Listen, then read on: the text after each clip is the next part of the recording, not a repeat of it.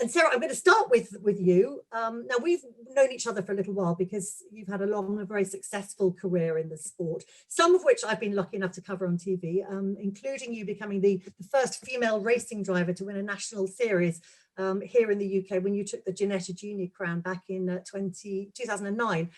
You're also the first female driver to win the Brit Car Endurance Championship, and you're about to embark on your second season, slightly delayed second season in the W Series. But let's go back to the beginning though. Tell us how it all got started for you in the first place. So for me, I was lucky enough to start at a young age. So I started when I was about 3 or 4 years old. My dad actually has a race team, race cars and an airfield at home in Yorkshire. So it was in the blood for me.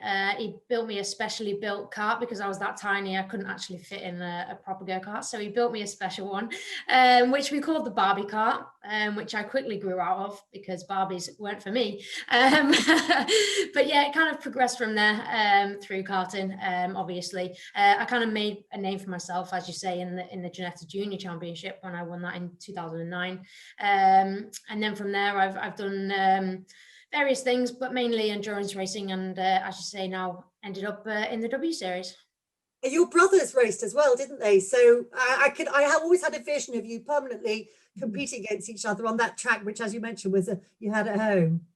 Yeah, so my older brother, he's most known now for competing in endurance racing. He's done Le Mans 24 hours. He's a European Le Mans Series driver. So I kind of followed in his footsteps, and then I have 2 younger brothers. Neither of them race anymore, but I raced alongside one of them, David, when I was in the Ginetta Junior Championship, and then I've got the youngest of 5, Gemma, who's just moved up into the senior classes in cars now. You've had many. I mentioned some of the achievements that you've had over the years. What would you say? What for you personally are your proudest moments from your time in motorsport? I still think for me, nothing so far anyway has beaten my 2009 championship win. That was a massive turning point in my life, in my career. In karting, I was nothing special. The end of 2008, it was like flicking a switch. I kind of found pace from nowhere, really. And then, like I say, went on to win in 2009, and that has kind of given me a lot of confidence and has kind of made me into the driver I am today, really. What kind of reception did you get from people when you took that title? There was actually quite a lot of speculation going around the paddock saying that I'd cheated, which was sad to hear. But I think you're always going to get that as a female driver, which is pretty tough to take. But I'm quite tough, or I like to think I'm quite tough, as women think we are. And I kind of took it on the chin. You know, I earned that. It was hard earned. A lot of blood, sweat and tears went into that, especially at the last round. But yeah, like I say, it's one that I'll never, ever forget. And what are your most fun moments that spring to mind over the years? There's honestly, the list is endless. I think racing an LMP3 car at Spa is scary, but one of my best moments of my racing career. But the W Series, I think I've had more laughs doing the W Series than I have in any other championship I've ever raced in. Why is that?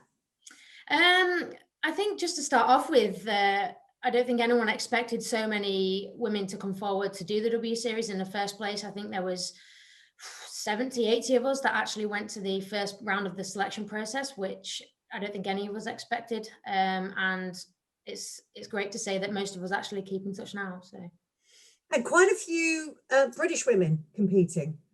There was, yeah. So in the first season, there was 5 of us. I think there's still 5 of us going into 2021, actually, with Abby Eaton coming in. So yeah, the Brits are doing it for the girls. It was quite controversial in many ways when W Series first came along. There were a lot of people thought it was a great thing, but it also had its detractors as well. What do you see as being the main benefits of a single gender series in terms of moving things on for the participation of women in motorsport? As most people know, there still is an imbalance of women to male within the sport. Unfortunately, it's still quite widely known as a male-dominated sport.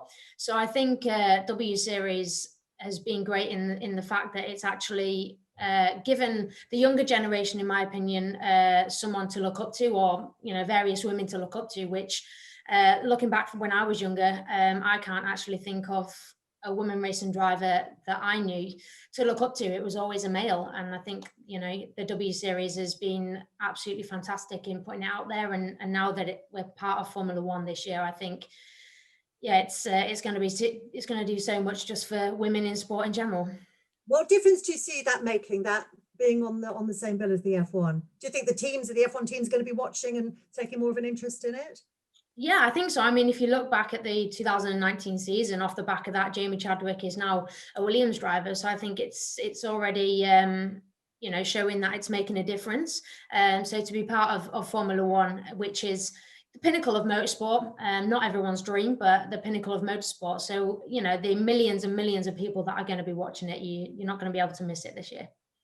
It's also been a huge benefit. I mean, as no doubt many people watching in will know, but you know, the commercial side of motorsport is very, very difficult. So for any driver to be given what's effectively a free drive in a properly run competitive series, that's a lifeline for some people, isn't it? Oh, absolutely, absolutely. I mean, there's drivers in the W Series, me included, that probably wouldn't still be racing if it wasn't for the W Series. There's drivers like the likes of Alice Powell, Emma Kiemelainen, who had pretty much stopped racing because they couldn't afford to race anymore. So it's given, you know, people like those a lifeline to get back racing and make a name for themselves again. You're also involved in another organisation which sort of aims to break down barriers and promote sort of diversity within the sport, which is Racing Pride. Tell us a bit about that. Yeah, so Racing Pride was launched back in 2019. Their aim is to basically positively promote LGBTQ within the motorsport industry, just be there to support and help people within the community and just help people to understand more about it. Do you think that was something, well, obviously you think it's something that was necessary. What are your experiences of it? Yeah, it's definitely something that is necessary. I have been fortunate enough that I've not actually experienced anything bad. I mean, people have known me throughout the racing paddock for many, many years, and my coming out story as such wasn't very difficult, but I know people that it has been difficult for in terms of being thrown out of their family homes, you know, had their racing taken away from them. And so it's just nice for me to be there to support those people and help them through it. Shocking to think that those things still happen in this day and age. It's unbelievable.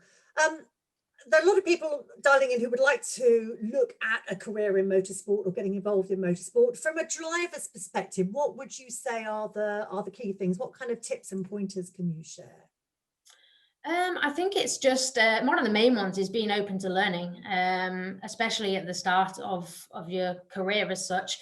You've got to be open to learning. You know, we've all got to start from somewhere. And I think reaching out to other women within the sport, whether it be drivers or people like yourselves, for advice, tips, we're at the end of the day, we're all trying to equalize the balance of women against men within the sport. So they would be my top tips. And if you could look into the future, say in 5 years, 10 years time, what would you like to see from a sort of, you know, gender diversity in equation happening, the sport moving forward? What would be sort of like 2 or 3 things that like I'd really love for this to be happening? I would like to see a woman in Formula One within the next, say, 7 to 8 years. I think it's more than achievable. I'd like to say that they balance within motorsport. I think it would struggle to be 50% within 7 to 8 years, but I think pushing towards that and just increasing that percentage of women in motorsport is important. And just trying to get more females involved in motorsport. How realistic is it really to have a woman driving in Formula One? Would you think, what's your experience of teams and how they feel about having a woman on board? I know some people say, the likes of Jamie, for example, you know, her involvement with the Williams team. Some people just say, oh, that's just a token gesture because Claire Williams was very keen to promote sort of, you know, the female agenda within the sport. Do you think that's a widely held opinion? Or do you think it, you know, there genuinely is the facility and the sort of aptitude for women to be in the Formula One paddock, driving one of those cars and racing on a Sunday afternoon? I think at the end of the day, there's always going to be the people that have the opinion that, you know, women shouldn't be in the driving seat effectively, especially in, you know, the pinnacle of motorsport. But you know, that's the reason why we're here, and that's the reason why we're doing this, and that's the reason why W Series came about. So yeah, you're always going to have challenges along the way, but in my opinion, at the end of the day, once the helmet's on, we're all there to do the same thing.